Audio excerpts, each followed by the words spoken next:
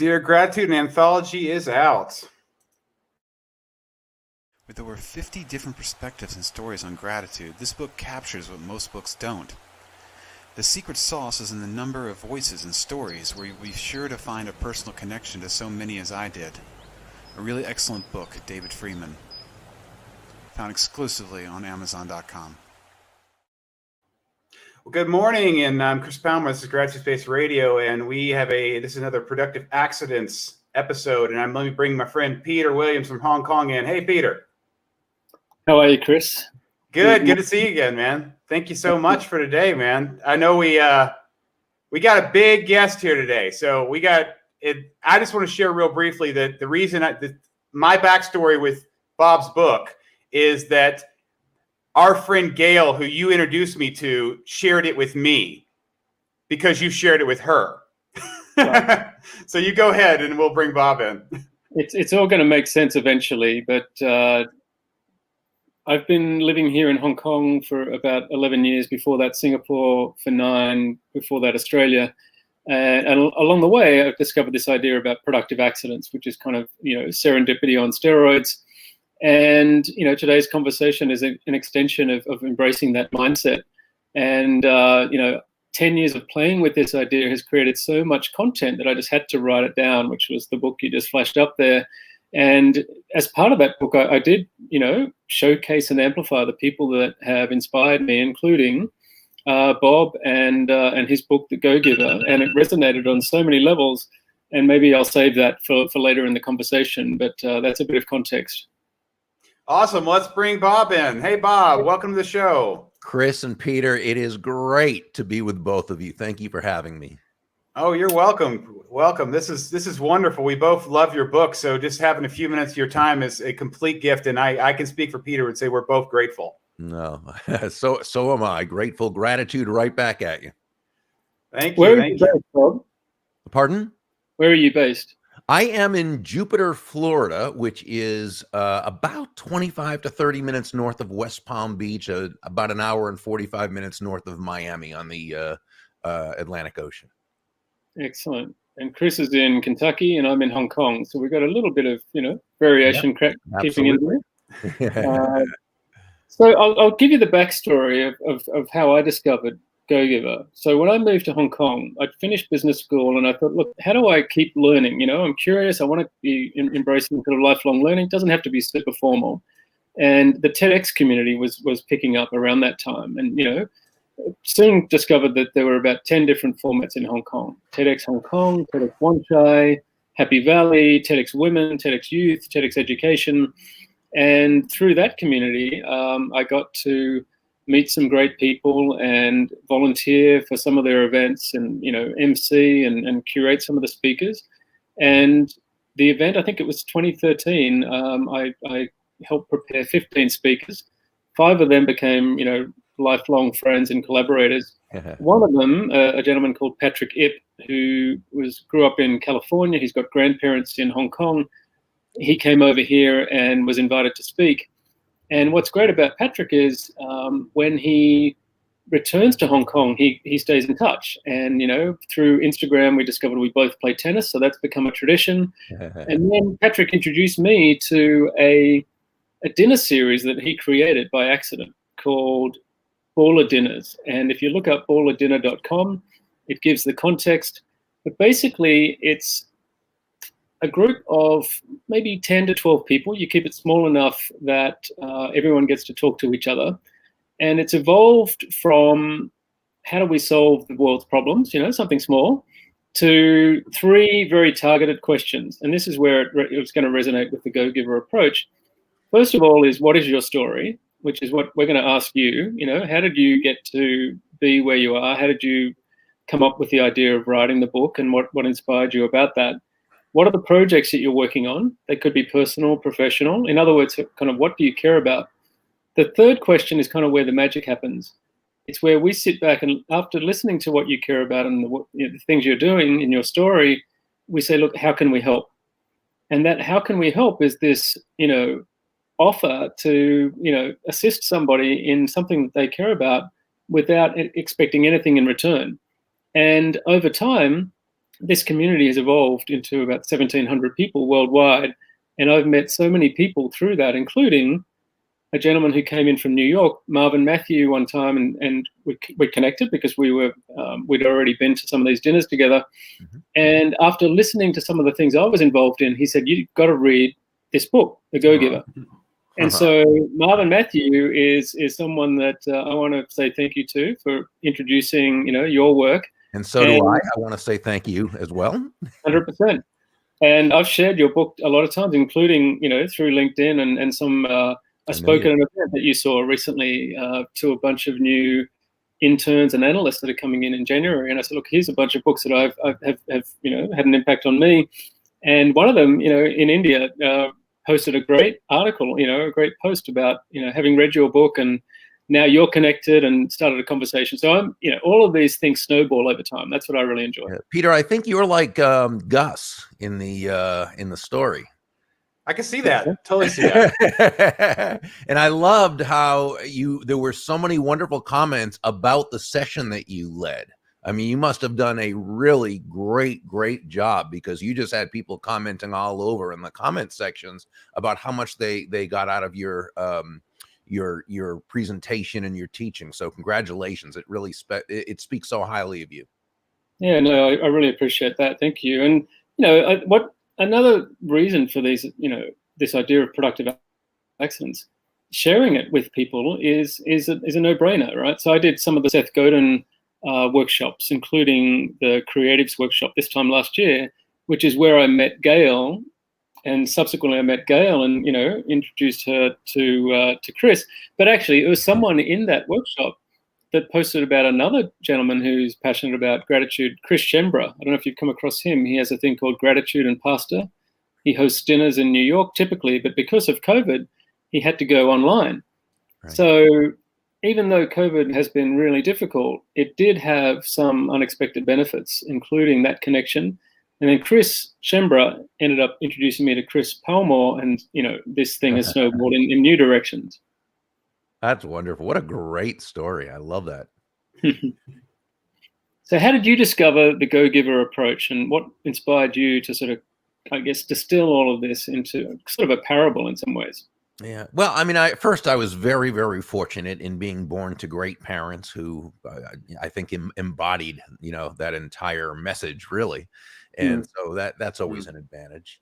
As I grew up and got into the business world, and I began in broadcasting, first in radio and then in television, but I wasn't really very good at it, and I soon found myself, what I'd like to say, having graduated into sales. But I really knew nothing about sales, and the first company where I was employed as a salesperson, they didn't really have any training, so I was pretty much on my own, and for the first few months I really floundered, and eventually I was in a bookstore, and this is almost 40 years ago now, but I was in a bookstore and came across a couple of books on selling. One was by Tom Hopkins, one was by Zig Ziglar, two of the icons in the sales space, and I started reading it and studying it and practicing and doing everything that they said. And almost immediately my sales began to really, really go up.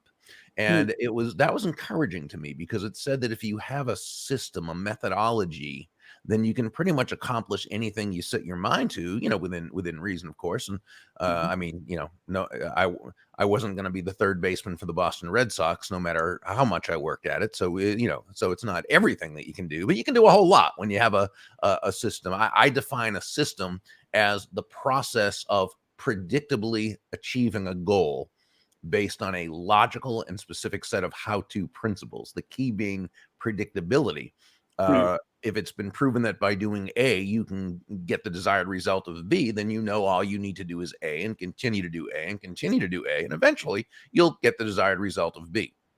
And so that gave me real hope and encouragement in terms of sales. So I just started getting everything I could find, anything I could get my hands on regarding sales, which of course led to personal development, because a huge part of sales is personal development. So I started getting the classics in the field, the Carnegie's How to Win Friends and Influence People, Hill's Think and Grow Rich, and Schwartz's Magic of Thinking Big, and Maltz's Psycho-Cybernetics and all the great, books, and started studying and learning.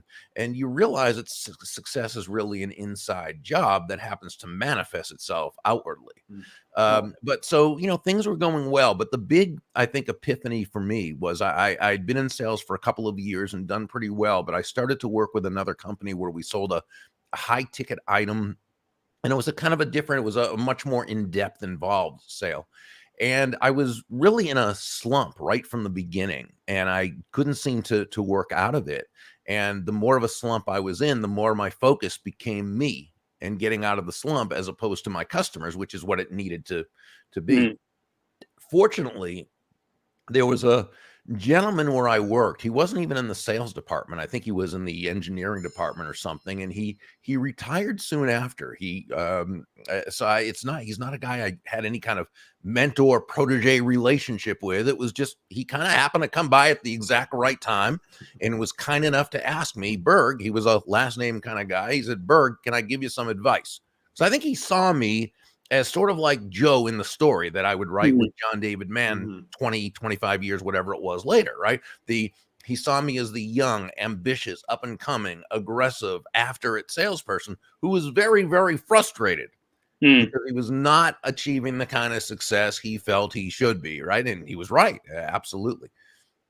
And so he said, he said, Burg, if you want to make a lot of money in sales, he said, don't have making money as your target. Your target, he said, is serving others. Now, when you hit the target, you'll get a reward, and that reward will come in the form of money, and you can do with that money whatever you choose. But never forget, he said, the money is simply the reward for hitting the target. It isn't the target itself. Your target is serving others. And what that really said to me was that great salesmanship is never about the salesperson, right? Just like great leadership is never about the leader. Great salesmanship is never about the product or service, as important as those are. Great salesmanship is about the other person. It's about that person whose life you choose to touch. It's about that person whose life becomes better just because you are part of it. And when we can approach sales, when we can approach business that way, which is the go-giver way, I think that's when we have positioned ourselves to be successful. Fantastic. And I'm not in sales, but everything you're saying totally resonates because my father, when he'd been working for a company selling farm machinery, tractors, cars, etc., in a rural town of Australia, I think for 18 years. And I think he was a little bit frustrated that maybe that firm wasn't as focused on the client as they could be. And eventually he was made redundant, and here I'm the youngest of 6 children. I think I was 1 or 2 when he was made redundant, which is pretty scary stuff. Yeah. And within a month or two, he realized, well, I've got this great network of the farmers that he's cared about them and took time to get to know their stories. And within a few months, he was trading secondhand equipment and replaced his income. And within another few years, the dealership said, you know what, we think you should have, the main brands, Massey Ferguson, Iseki, all these others. Wow. And I did a road trip with him a couple of years ago, and I kind of recorded some of it. And he gave his top 5 or 10 lessons on sales. And some of it was kind of what you're talking about. Think about, put yourself in the shoes of these other people, including if you're driving into a farm, don't drive quickly because you're going to spray dust all over the washing that's hanging on the line. That's not going to be a good first impression. And he would always make the effort of buying fresh loaf of bread and taking milk and the newspapers just to have a conversation. And whether or not that farmer's ready to buy a tractor then, but some stage, you're going to be at the top of their mind, right? And 60 years later or whatever it is that he's been operating in that field. And that's key to his success. So I might have to get him to read The Go-Giver at some stage as well. It sounds like he could have written it. And, that really, he's such a wonderful example of everything that is good about sales and everything good about business. And what a great person to learn from. It's funny when you talk about focusing on the other. I often, when I would speak at sales conferences, one of the first things I would say is nobody's going to buy from you because you have a quota to meet, right? They're not Right. going to buy from you because you need the money. And Mm. they're not even going to buy from you just because you're a really nice person. They're Yeah. going to buy from you because they believe they'll be better off by doing so than by not doing so. So just as your father did, Peter, by focusing on them and making it all about them, by making it all about the value you can bring to their lives, you've actually created that what we call benevolent context for your success. This is also why John David Mann and I say that money is simply an echo of value, right? Money is an echo of value. It's the thunder, if you will, to value's lightning, which means the value must come first. The focus must be on providing value to that person. The value comes first. The money you receive is simply a natural result of the value you've provided. Makes perfect sense. In fact, Chris, even this morning or just in the last 24 hours, he's introduced me to another connection that has happened, in a productive way. Another Bob Boyle. And we had a great call literally 12 hours ago this morning. And we've been messaging each other, for a couple of hours afterwards. And again, now he's just woken up and it's my evening. And, his approach to sales has just been curiosity and trying to understand the industries that he's solving and understand the clients. If you're listening to the clients, already they feel valued and heard and respected and everything else. And, those relationships just sort of build on so quickly, I think. And that's why he's been successful. Well, it's very much human nature to want to be listened to and want to be understood, want to feel understood. And when people know we're listening and that we're listening, not just with our ears, not just the surface listening, right? That kind of listening that we're waiting till they end so we can get our 2 cents in, right?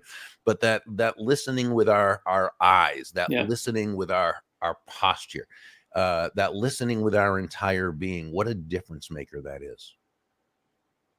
100%. And, like going back into the how this little collaboration happened, Chris and I, met again through sort of this productive accident, but gratitude is kind of the common link. I had a gratitude project going.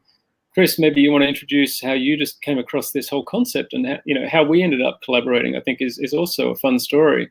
And basically, I had a professor who went back 100 years and looked at how does innovation happen. And at the end of it, he said, look, you either operate in a very closed network in a silo, and that's fine, if you want to execute and optimize, but it's going to be tough if someone asks you to reinvent your industry.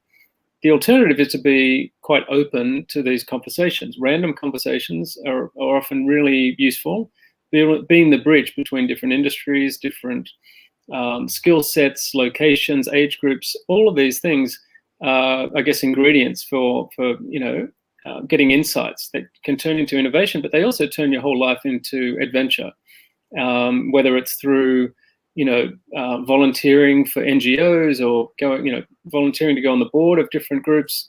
All of these things kind of just start to happen, and you realize the more you help other people, it levels the playing field, particularly in an NGO, right? You all come around a cause such as solving poverty in Tanzania or, helping people have better education anywhere or through equality. A lot of these things just kind of start to combine, and you find people that naturally want to collaborate. And eventually your network becomes so deep and diverse that it doesn't matter who you meet. You can either help them directly or you can introduce them to 3 or 4 people that are, on the same wavelength or operating in the same area. And then you just kind of sit back. So in terms of systems, to me, this productive accidents approach, which is basically he boiled, this professor that I had boiled all of this research down to one phrase: put yourself at risk of productive accident. So there's no guarantees, but it's become a predictable, repeatable pattern, just like our conversation today is an example. We're learning more about you, you're going to learn about Chris and about me, and somewhere along the lines, that might turn into another connection or a collaboration or an introduction, and that's where this magic keeps on happening. So I'll pass to Chris and he can describe how he came across the power of gratitude and then how we ended up meeting and what we've done since. Thanks, Peter. Well, I just want to say, Gus, I'm not Gus, sorry, I'll call him Gus because you were referring to Peter as Gus, Bob. I just kept thinking, I loved how you framed that earlier. It made me think that, like, Peter's mission to get, to live this productive accidents lifestyle. I feel like he's the idea of Gus is this productive accidents lifestyle. I really do. So speaking just to being a student of Peter's and a friend of Peter's, just the idea of, I'm just curious to meet people and see what happens, where it's not, again, like what you're saying, I'm not going in going, oh, I need to sell something to you, or I need you to make me better. Right. It's just more about being curious and just showing up and without, any type of agenda and meeting people and seeing what happens. If you can fulfill helping them out, that's great. If you can collaborate with them, that's great. And that's kind of where, Peter and I met, where he expressed that he had a mission to do 10,000 gratitudes. He wanted to have 10,000 gratitude moments he wanted to share over the next 27 years or whatever, if you do one a day, and that really resonated with me because, years past when I wrote my letter to my mother on my birthday, because I wanted to honor her, that created this special memory. And I always tell people that a gratitude letter isn't magic, but what it can do is magic. Expressing gratitude is complete magic. It can do things that, in my sense, when my dad told me, your mom can't talk to you right now, she needs time with this. That was a magical moment because that had never happened in 38 years. You know what I mean? I'd never done anything to have that moment happen, but a gratitude letter did that. And when I wrote that on December 30th, I didn't know that, 4 months later that, her cancer had come back and she had passed away in hospice. So the moments that created a moment in time that has brought us forth even to right now. So I like to say that, and that's actually the anniversary is tomorrow, but the amazing thing about gratitude and letters and all these moments is that they're always stacking. Everything we're doing is stacking, and it could be stacking in a negative way or a positive way, right? Like what you do with your life every day, these are all things that have ripples. And specifically, I can go, that letter is stacking right now. The only reason I met Peter, right, is because of that letter. The only reason that he introduced, and then I get introduced to Gail. The only reason I'm sitting here in front of Bob, I only know Bob's book because of the stacking. And I think it really, this whole idea of, Law 5 in your book of receptivity is just appreciating, being open to the gifts that people give you and being grateful for them. I think that's such a big, it's good to go out and find gratitude and things, but to see the gifts that people give you for what they are, right? To be receptive to that. I think it's a powerful thing. And I love that's your law number 5 there, that's part of it. I think so I'd love you to speak a little more about, we only have so much time with you, so I'm going to shut up because I want to hear about Bob, but I would love for you to speak kind of, I feel like that's the law that's right is closely attached to gratitude. Oh, sure. And, I just love the topic of gratitude because I really believe that gratitude is the trait. And I say it's a trait because it can be developed. And that's, one of the great things you teach us to do. Gratitude is the trait that makes happiness possible. Because if we don't have gratitude for the blessings that we have, and those blessings don't have to be anything particularly fancy. It doesn't have to be a big boat. It can be the ability to see and hear and touch, taste, smell. It can be having a roof over our head. It can be having, family we love and who loves us. And it can be the things that we're able to just do by, there's so many things. It's being able to drink a cup of coffee and knowing what it took throughout the marketplace to grow the seeds and to plant the seeds and plant and harvest and ship and blend and do all there's so much to be grateful for. But if we're not grateful for these things, it's really the same as not having them. And we can't be happy, you know what I'm saying? So to be happy, we have got to be grateful. And that was something I had to learn a long time ago because I was that person who looked at things in a negative way. I just seemed to see that the negative aspect, and I didn't have gratitude. And about 30 years ago, when I realized that there were a number of changes I had to make in my own life in order to be a more effective person, to be a happier person, to be a more successful overall person, there were things I needed to change about myself. And the very first one was developing the trait of gratitude. And It took a while, but once I got that, my life just changed for the better. You look at life in a whole. It doesn't mean we don't have problems and situations and sadness. That's not what we're talking about. But it just means you look at life through a certain lens, and it's a much more productive lens. So thank you for putting that book together and for bringing that wisdom to us. The law of receptivity, which is again the fifth law. There's the laws of value, compensation, influence, authenticity, and then receptivity. The law of receptivity simply says the key to effective giving is to stay open to receiving, just as you were saying, right? It's allowing. And this is really nothing more than understanding that, yeah, you breathe out, but you've also got to breathe in. It's not one or the other. Right. Right. You breathe out, you breathe in, you breathe out carbon dioxide, you breathe in oxygen, you breathe out, which is giving, you breathe in, which is receiving. Giving and receiving are not opposite concepts, despite the messages that we get from the world around us, because the world fills us with in everything with horrible messages about money, about abundance, about prosperity, about business. My goodness, it's and so we've got to be able to understand that despite those messages, giving and receiving are not opposite concepts. Giving and receiving are simply two sides of the very same coin, and they work in tandem, right? Now, what we know is that the laws of life tell us that the giving comes first. We plant before we harvest. We sow before we reap. We give before we receive.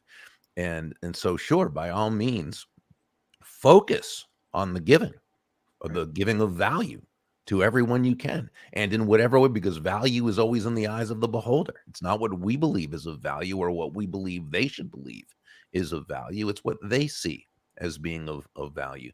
By all means, focus on the value, but then allow the receiving.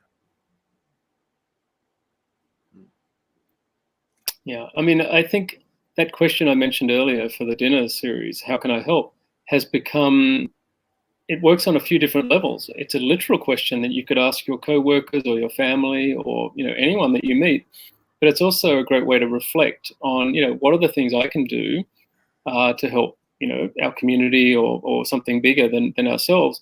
And even it forces you to think about, what do I care about? And I think that is not something that comes naturally. You have to stay alert and curious to work out, look, what's the gift maybe that we have that is going to have the biggest impact, whether it's making connections and collaborating, being a super connector, or facilitating gratitude, or sharing the key ideas from your research and your experiences. That's where I think a lot of this magic keeps on happening, and that's why I'm encouraged by what you're saying here today as well. I was just thinking, Chris, do you want to go into your typical questions of digging deep into the layers of gratitude here? I know we only got a couple minutes left, so I could. So Bob, we're going to do a really quick gratitude experiment. Okay, so I'm going to ask you the same question a couple times. I just want a one name answer. Okay, different every time. Okay.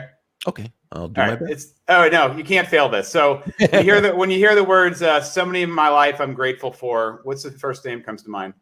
Well, can I say parents and use that as one unit? Yes, that's fine. Yeah, that's fine. Okay, I'm going to say it again. Somebody in my life I'm grateful for. My parents.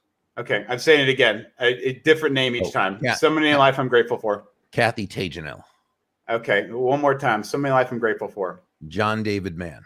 Okay, I want to hear about John David Mann. Can you share a couple things, and then I know you got to get going because we're at the 30-minute mark.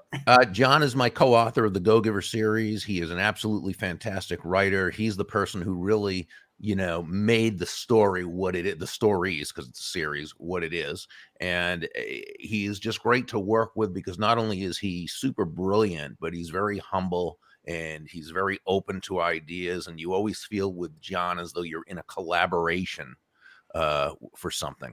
So, and he's just an overall great guy. Can I ask one follow-up question? Do you remember the elements that came into play or who introduced you in the gratitude? You know what I mean? I love these little stories. Like, obviously you love this man for good reason, but I'm curious, like, what were the elements that brought him into your life? Was there a person that introduced you that you say, I'm grateful for so-and-so because without this connection, that connection? Well, John was the editor-in-chief of a magazine I used to write for. Oh, okay. Yeah, so that's how we met. And so he always did such a great job editing that when I had the idea about the book, he was the only one I wanted to work with this on. And he was very busy at the time with a bunch of other projects. And so he had, he didn't make the decision right away. He and I'm very grateful for his wife, Anna, back then his fiance, because he got together with her and said, Anna, I'm so busy right now. I don't really have time to work on this, think about this thing but it's Bob, he's a great guy.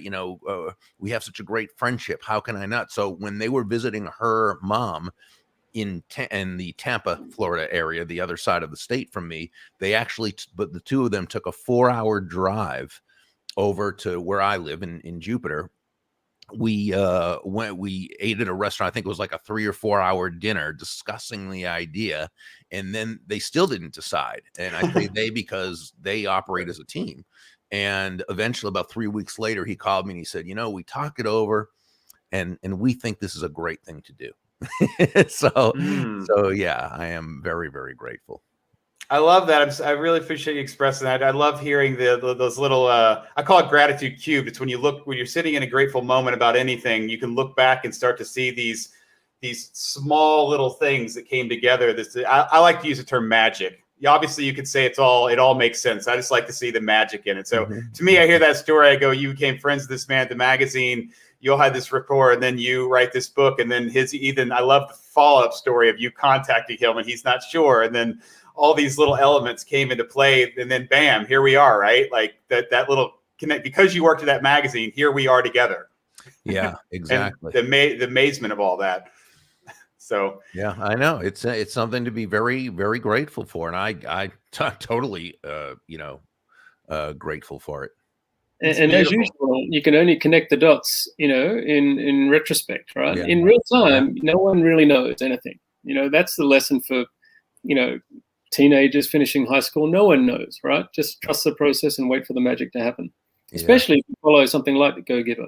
Yeah. We like to say if you do the right things in the right way, if you focus on others, if you say nice things, if you don't gossip about people, if you look to add value to the lives of others, it doesn't guarantee anything, but it certainly creates that benevolent context for your success. If you're doing the right things, you're increasing the odds of the right results. I understand. Thank you so much, Bob. This has been really, really great experience and great to get to meet you. And good luck with your next projects. Anything you've got on the horizon that you want to talk about briefly? Kathy, my business partner, and I just started a few weeks ago a online mentorship. We call it a mentorship instead of membership community, even though it's really a membership community, called the Go-Giver Success Alliance. A group of just wonderful, wonderful people, and we get together and with each other, we learn, we discuss, we strategize, we collaborate, we build strong relationships. And so if anyone would like to check that out, if they go to Burg, BURG.com and scroll a little bit down the page, they'll see the Go-Giver Success Alliance, and they can click on that. There's a picture of Rachel's famous coffee, which you'll remember from the story. And that's where we meet, at the virtual Rachel's famous coffee. Oh, that's beautiful. Well, thank you so much, Bob. I know you got to go. So Peter and I are going to continue and talk a little bit more about your book without you here, just to share some ideas. But thank you. Very generous. I thank you, Bob. Thank you for your book. Thank you for your time. You're awesome. Thank you, man. Again, please know my gratitude for both of you. Thank you. Thank you. Bob. Have a good day. Well, that was awesome, man. Yeah, that was fun. And you got to stay focused. It's 30 minutes. Normally we have an hour. I guess we have time, as you suggested, just to reflect on some of the main points. What stood out for you? Well, because I'm grateful that we were going to have a conversation with him, because I did read his book. I did read the book last year. And this gave me a chance to listen to the audiobook again and kind of think a little more about these elements and how they play with gratitude. So, we've spoken before about, I want to be a catalyst for gratitude. So obviously there's a lot of different ways to do that. But, what I keep bringing up is like, showing up, giving your attention to somebody, actually being present is a form of gratitude, letting people know you see them. And also, obviously, when you ask the question, how can I help? That's the acts of service. That's a form of gratitude. That's creating space for gratitude to exist. So when he's speaking about, for example, even sharing, for example, when you connect one person to another, which, I was wanting to say earlier, the amazing thing about you having a conversation with Bob, which is great, is the fact that you introduced me to Gail, who introduced me to Bob, and now I'm introducing you to a friend of Gail that you didn't know. I mean, it's this this insanity of like this craziness of interconnected wovenness. But these are all like connecting people as a form of gratitude. For example, when you connect me to somebody, I already know they must be a good person because you've already laid the groundwork that you are a good person that care. You know what I mean? I know Peter cares. Peter's a good guy. So when we introduce people to each other, it's like goodwill. It's like you've rolled out the red carpet. I know I'm going to enjoy time with them. I don't have to think about any of the boxes of checking about an individual. So it's a shortcut to trust, right? I mean, that's what a lot of these things are. That's why these boiler dinners are so powerful because, even though I knew Patrick and I'd created a few of the dinners, maybe 10 of them or so in Hong Kong. And, the next time I was traveling, whether I went to San Francisco for a trip and then to New York, each time I would just throw it out on this baller dinner Facebook group and say, hey, I'm going to be in town for 5 days. I'm available on Monday night or whatever it is. Someone I don't even know would jump back on and say, yep, I've booked a restaurant. And one of them was Marvin Matthew that I mentioned earlier. He was the first one to jump out and book a restaurant. 10 people I'd never met before converged, but because we have that system or the framework with those 3 questions, what's your story, what projects you're working on, how can I help? You just go straight into, those conversations, and they very quickly, you can form lifelong friends within that. So I'm convinced of that. Even the conversation when I had with Bob, the other Bob this morning, literally I sort of mentioned that to him, and he wrote to me afterwards, said that's what resonated with him because, that's how he's been living in his sales roles and everything else. In fact, it even led to the realization that some of his team are based in Melbourne. My eldest daughter is based in Melbourne, and he's already written an introduction for, my eldest daughter, Bella, who wrote in Dear Gratitude, an anthology book, to have a conversation with some of his team down there, which who knows where that will go. So these things, can accelerate really, really quickly. I've got another example of a colleague who's just moved to Athens, Annie Filipova. I don't know if she's listening, but maybe I'll send her a link so she can hear this little interaction. But I knew that she was really passionate about being creative and entrepreneurship and so on. And by chance, Tony Verb, who we spoke to in a previous episode, he connected me to a lady called Anna Wong, who had created a group called Female Entrepreneurs Worldwide. And, they run events and they get keynote speakers to come in and talk about how to build a business, how to build a better website, how to do marketing, whatever it is. And I said, what, Annie, even though we're both working in, a financial firm doing, full-time jobs, these hobbies can still happen parallel. And so I connected her to Anna. They clicked very quickly. Suddenly, Annie, became a full-fledged member of Female Entrepreneurs Worldwide. Fast forward, now she's moved to Europe, and she's going to help launch Female Entrepreneurs Worldwide in Europe, and starting in Athens and so on. So these little connections, that's what I really enjoy, just seeing them grow and expand, and these experiments. What life is really kind of about, right? It's not about where you get to in the end. It's all of these connections and collaborations that happen along the way. So, yeah. I mean, one of the biggest things, what I loved what Bob said was he said he called you Gus. What a huge compliment from the man that wrote the book, right?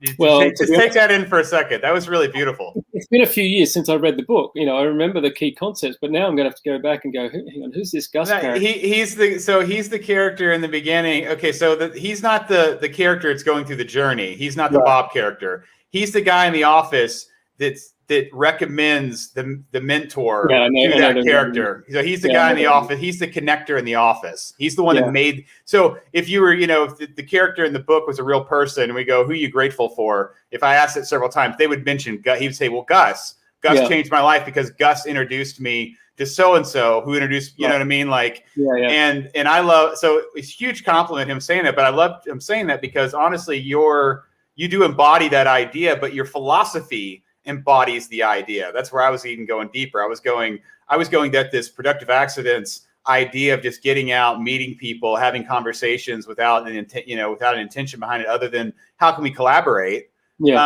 opens up your world and allows those connections to happen organically, like on steroids. Actually, so you're not the virtual office would be. You're in a virtual office. Productive accidents is how you're going to meet all these people, and you never know what's going to happen because we just meet people with not having the intention of, of what's going to happen with it, but just showing up and being present for a conversation and just seeing what happens, being curious, right? It's all about being curious, not judgmental. And it's a no-brainer that we could get Anna Wong on here, or Annie Filipova, or both of them, and just hear what they've been doing and how they've been collaborating since that first introduction.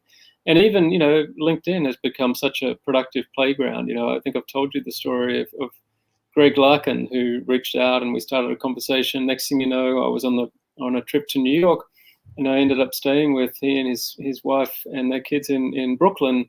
And that's turned into another creative community called Punks and Pinstripes. And every, 2 weeks we have a conversation with this amazing group of entrepreneurs, and, really sharing great stories. They have a person give like a 15-minute sort of talk about, their journey, and none of them are linear.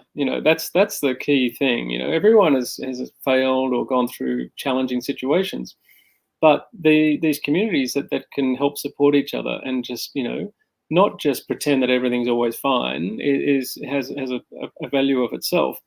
So there's so many great people that have happened through, like you say, this mindset. Gino, who we introduced, Gino Yu, and then Adrian Bellick, who introduced, or who shared the CNN article of Thor. He was our first guest on this series of conversations.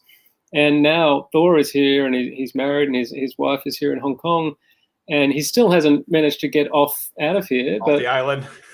He's trying to get to every country on the planet. And I saw his list of explaining how far away these places were on the map. Did you see that post?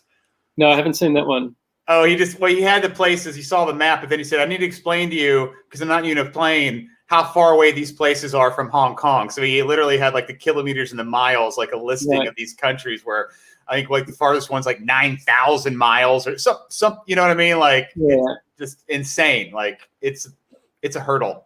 It is, but at least regardless of how long it takes, it seems like at least, he's with his wife now, and hopefully that will help stretch out his tolerance, I guess, for this difficult thing. He's been traveling since 2013, right?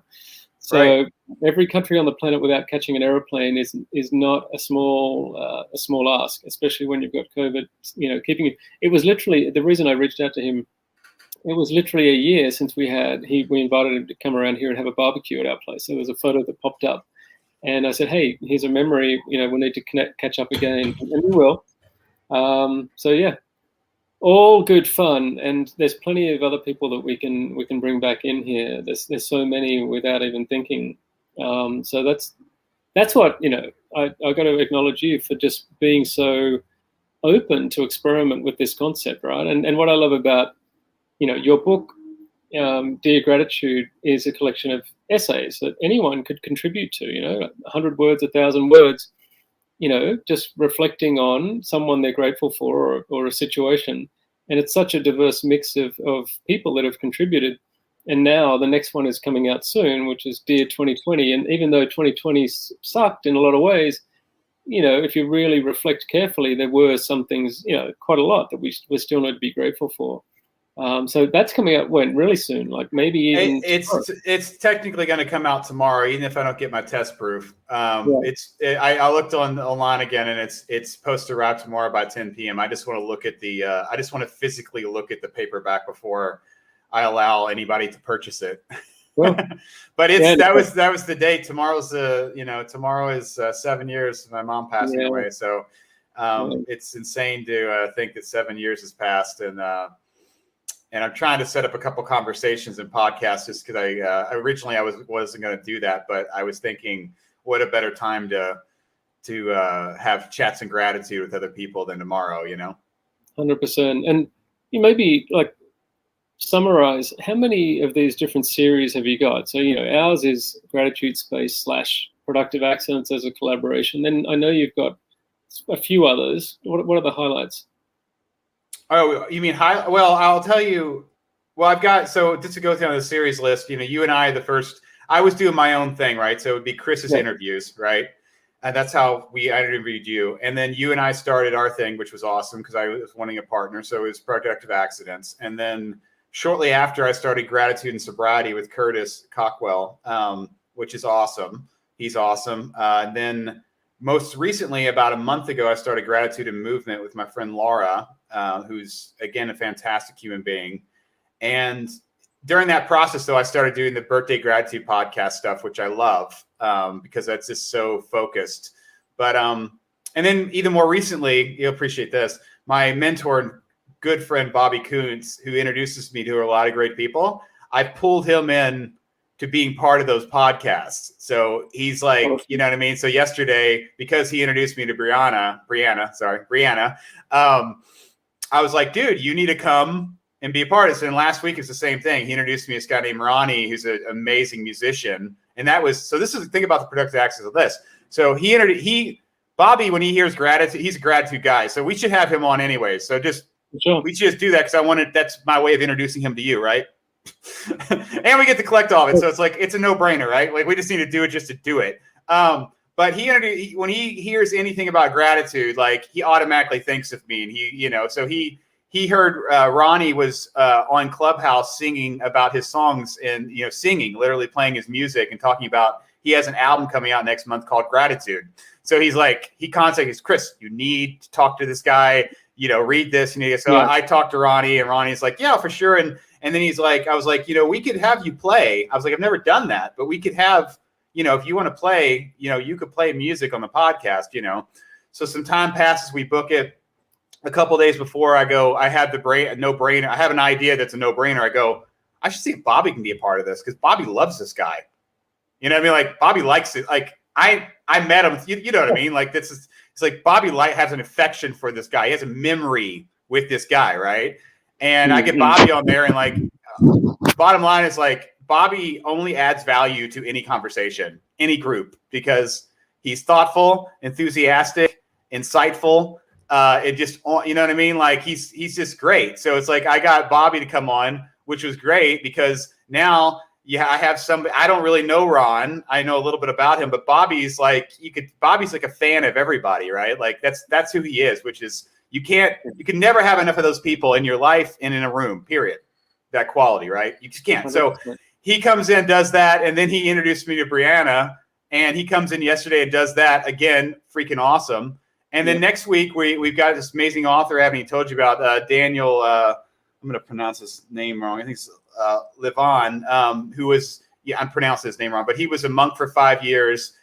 He was there at the beginning of Hayward House when it started, before it became its first 100 million.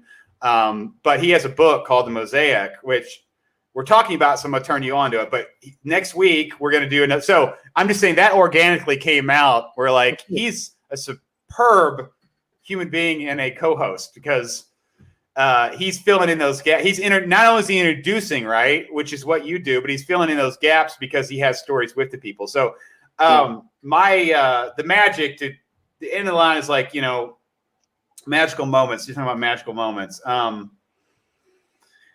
I would say, there's been so many good people. When I started this project, we'll call it the podcast project, right? I didn't know what was going to happen. I just said my goal was I'm going to do 10 of these things or 12 of these things. I'm going to see what happens, right? That the magic of just having an experiment, right? My outcome was not what's going to happen. I'm not going to get 1,000 views. I'm not going to get somebody famous on the podcast. That was never any of that. It was just like, the format is 12 podcasts, see what happens, right? So because I decided to dive in, because I had just an idea and a follow through, what's happened? And I'll tell you the most exciting thing that has happened out of that would be doing this podcast with you, collaborating with the podcast idea, meeting other people through people like yourself. So the most exciting thing is, we met, and then we have this relationship now that we're having memories. I'm meeting people that I would never meet in my life because we get together and I get to have a conversation, which was awesome. Same thing with Curtis. Same thing with Laura. Same thing with Bobby. I could do that all day long, brother. I love it. I absolutely love meeting. You're a great person. Getting back to this fight, it's like, you're a great person. I want to meet anybody you know. And this is the same thing with Curtis, right? Like, I know, going back to that whole thing of like, if that trust, right? So I know that if Peter brings somebody in, I know they're good people. It's just like stamped. They're good people. And I just want to have a conversation with them. And I'm getting to have new conversations, meeting new people all the time because of it.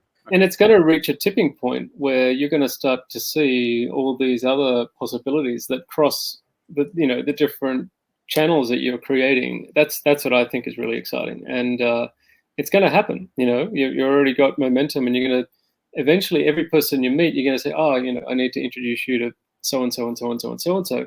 And that's already starting to happen. The introduction that you did to Bob has been great. And we should get him on here at some stage too, because he's got some great stories and just a lot of great energy. I think that's what I really appreciated. And it turned out we have a mutual friend that did the Alt MBA, Paul Valentine, who is based in Sydney. We should get Paul on here at some stage too. He's an interesting character, former 2-time world champion, weightlifting champion, drug-free champion, which apparently is not typical in that field. And again, connected through LinkedIn. Next time I went to Sydney, he just said, "Hey, do you need a lift into work?" And I said, "Actually, yeah, that would be cool."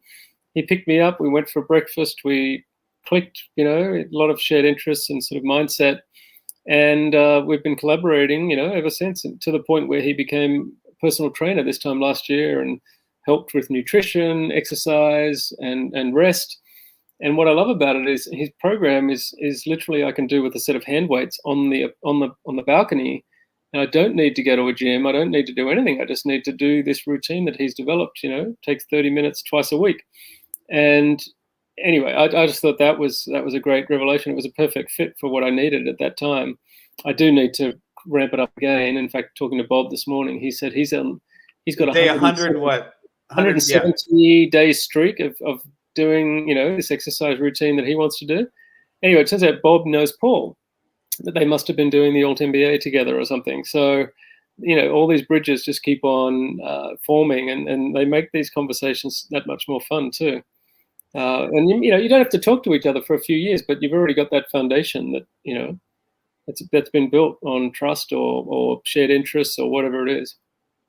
Yeah, there's two thoughts. I want to back up real quick. Actually, a couple thoughts. One thing is share his routine with me because I'm very curious.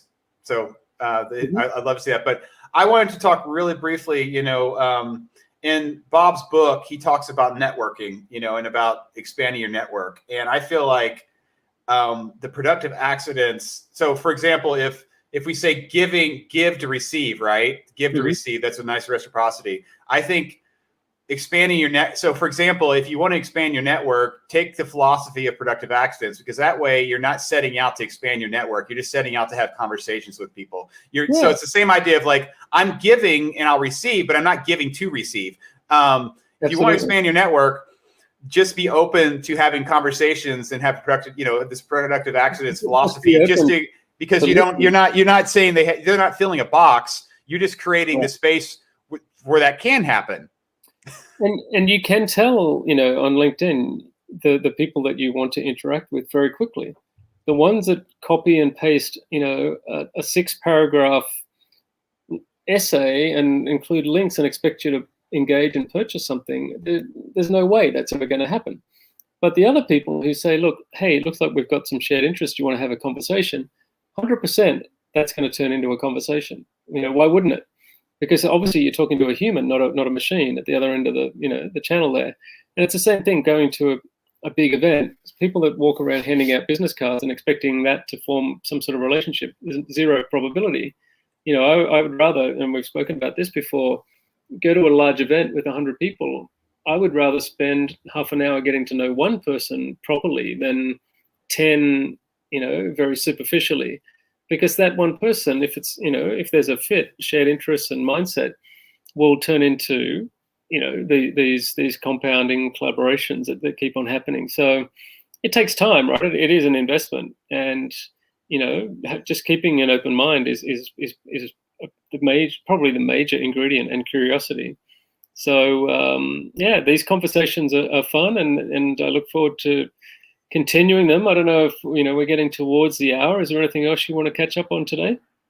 Well, there's just a couple more things I wanted to say. So I think we could do like a short podcast about the correct way to network on LinkedIn. So I'm just throwing that out there so we can both hear that, because or I could just take what you just said, but yeah. I think that by itself would be a little beautiful thing. Two was I had, when you were talking about Bob and you were talking about your friend with the weights, it made me think of another idea for a series we could do, and it could just be like a 3-part series. So we just choose one person.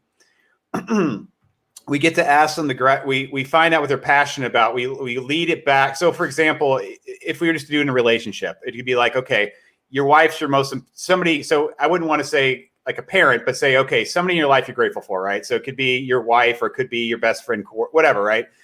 But we ask this question 2 or 3 times until we find a person that connected them, that's still alive, that we can talk to. And then we interview that person, and we ask the same question and go another level into a third person. Yeah, I mean, stringing these stories with these gratitude connections. I love the idea of building this sort of chain reaction, and that's kind of where we started out in some ways, right? We can interview one person, and then they might mention somebody. Then at a subsequent conversation, we'll bring both of those people into the conversation. I think that would be something that we haven't quite played with yet, but it's definitely on the cards. Like Thor and Patrick, will get them on a thing, and there's a lot of other people that we've probably got potential to do that with.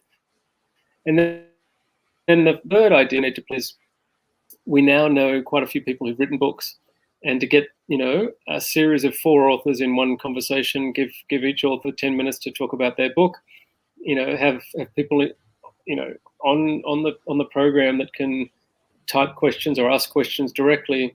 And these 4 books don't have to be in a similar theme. By definition, they should be unrelated. You could have a cookbook, you could have a business book, you could have a gratitude book, you could have anything. And we can do that anytime. It can be just one of these programs as an experiment, because all of this is just the lean startup on steroids, right? It's costs virtually nothing to put these things together, just our time and a bit of energy and so on. But you're never quite sure where they're going to go unless you start, all right? And it's kind of the perfect platform. I never thought that the book would turn into this is our 13th podcast interview or conversation. But you're helping to accelerate that, like digital book is one version, physical is another. Audio book happened with a friend, Clayton Watson in Victoria in Australia. One day I'll get to meet him too. And that's another version of stacking, these productive accents. He runs wine tours in a beautiful area that I've never been to. So for sure that's going to happen. He's a snowboarder. For sure we're going to go snowboarding. All of these little experiences are going to keep on compounding. Same with your musicians, right?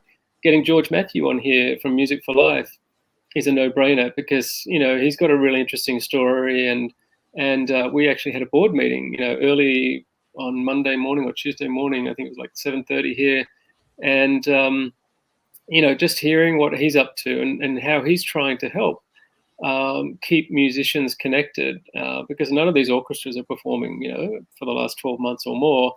And he's trying to support them and raise money, for them. And just in the same way that musicians have volunteered for Music for Life, how can we help those guys, when they're not in the best shape. So it'll be great to get him and all these other people. Victoria from Resolve, John Wood from Room to Read. There's lots of possibilities that we can introduce over time. So, well, you make the decision on who you want to reach out to next, because they're all your friends, buddy. Yeah, anytime. Yeah, I should just throw it out there and just set it up. We could have a calendar with 52 people into the future potentially. But yeah. If we could block in a date, we could at least schedule 4 in a row and just get them locked in. Then, if you want to do that, that's not a bad idea. What's going to accelerate and make it easier for us, right? Let's see. Yeah, that's an experiment too, right? There's no rules here. That's the thing. Right. Yeah. Good idea. Well, cool, man. Well, I think a great way to finish this out would be me. Gail's birthday was yesterday, and I think you and I singing "Happy Birthday" to her would be a fantastic way to close this episode out. That, and at that point, I could send her the link on YouTube, just us singing to her. All right, that's a great idea. Good? All right, so this is our friend Gail. So here we go, Peter. Happy birthday to you. Happy birthday to you. I think we have a delay. Happy birthday, dear Gail. Happy birthday to you. I think we're both slowing down. It's kind of funny. I think it's because of the delay. All right. All right, I'm Chris Peter. That was Burg's Accents, and we